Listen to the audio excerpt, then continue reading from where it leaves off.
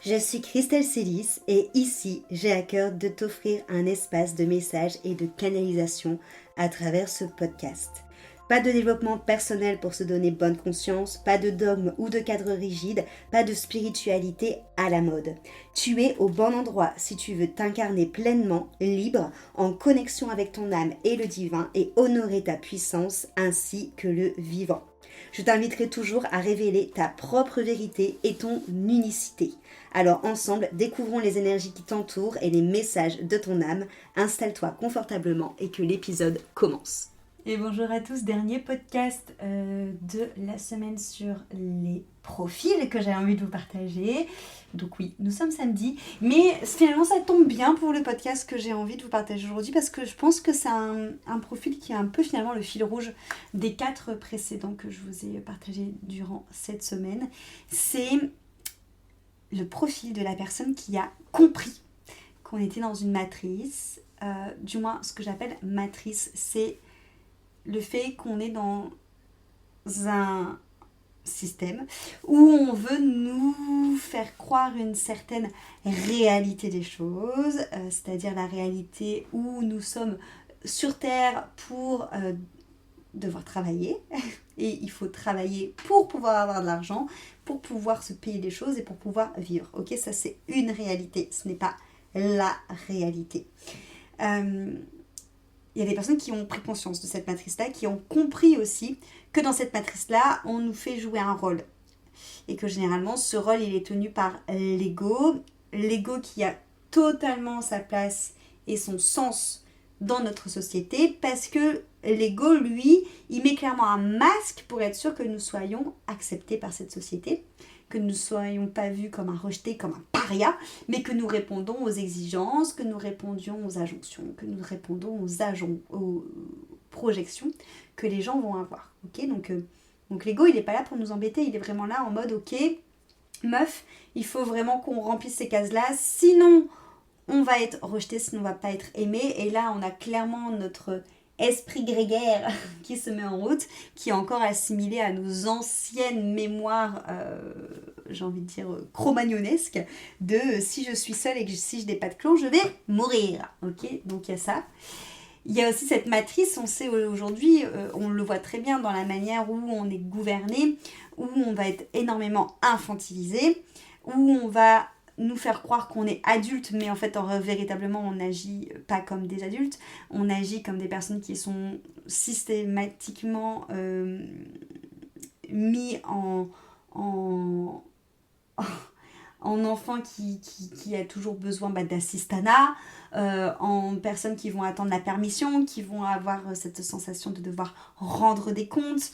On va toujours être mis dans un système de petitesse, dans un système justement de survie où il faut rester petit, répondre aux besoins de ce qu'on nous dit, aux devoirs et à rester dans notre rôle parce qu'on a des comptes à rendre. Voilà. Ok, ça c'est une matrice, mais ce n'est pas la matrice.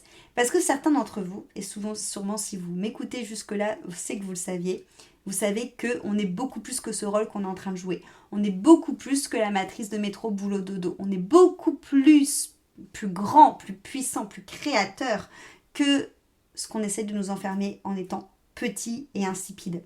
La vie est beaucoup plus que un enchaînement de choses, de comptes à rendre, un enchaînement de devoirs à réaliser. Et que surtout, il y a beaucoup plus grand que notre petite vie de terrien. Que notre vie de terrien est insignifiante à côté du vivant, en règle générale. Mais souvent, ce qui se passe, c'est qu'on a beau même le savoir, on a du mal à s'extraire de ça. Et on n'arrive pas toujours pleinement à vivre depuis l'espace de qui on est réellement. Pour moi, il y a vraiment, comme je l'ai dit dans les derniers épisodes, une distinction à faire entre comprendre les choses, car la compréhension est un acte mental, et vivre les choses depuis notre cœur qui vibre. Pas vivre depuis un espace de survie, pas vivre depuis un espace où on est minimisé, pas vivre depuis un espace où on fait rentrer dans une case, mais vivre depuis un espace où on vit, où on s'expand, où on expérimente, où on est joie, où on grandit, où on côtoie avec notre puissance qu'on a à l'intérieur de nous. C'est comprendre comprendre en effet cette matrice dont je t'ai parlé, c'est comprendre ce jeu de rôle, mais au-delà de le comprendre, c'est de revenir à soi, de revenir à son âme, de revenir à son cœur, de revenir au vivant, de revenir à moi, ce que j'appelle Dieu, de revenir finalement à ton origine, à ton essence, à ton âme.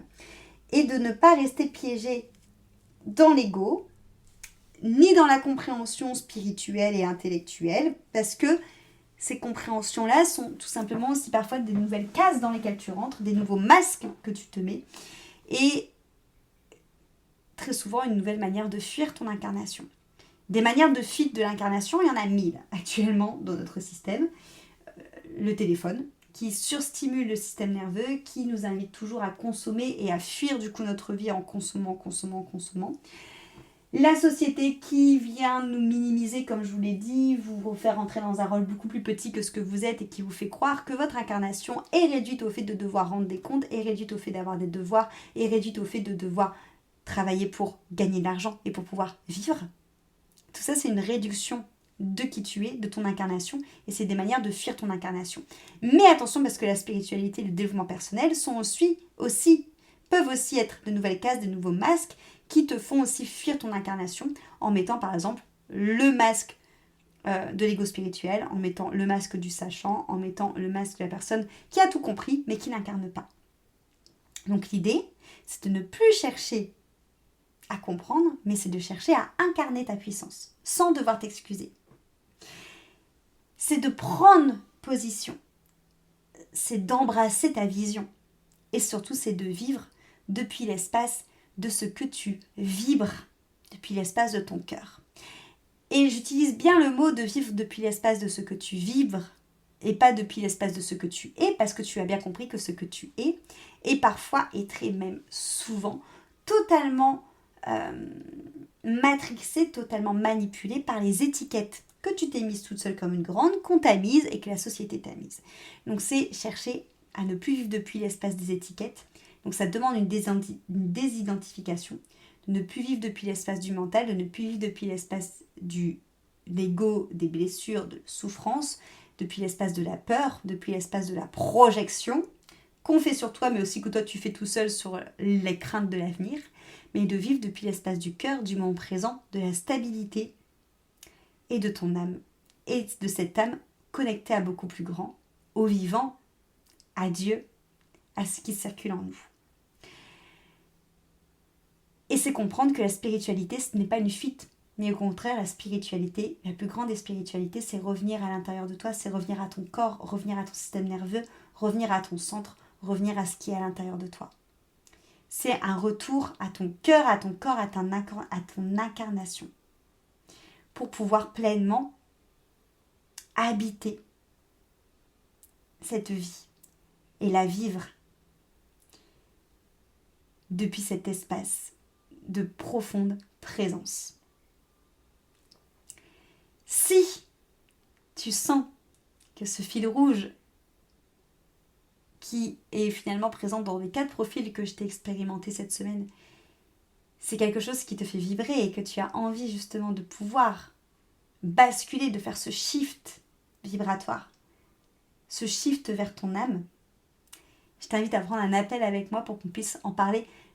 Déjà pour savoir où est-ce que tu en es actuellement, où est-ce que tu te trouves actuellement par rapport à ton incarnation, par rapport à tes réflexions, par rapport à tout ce que tu as traversé.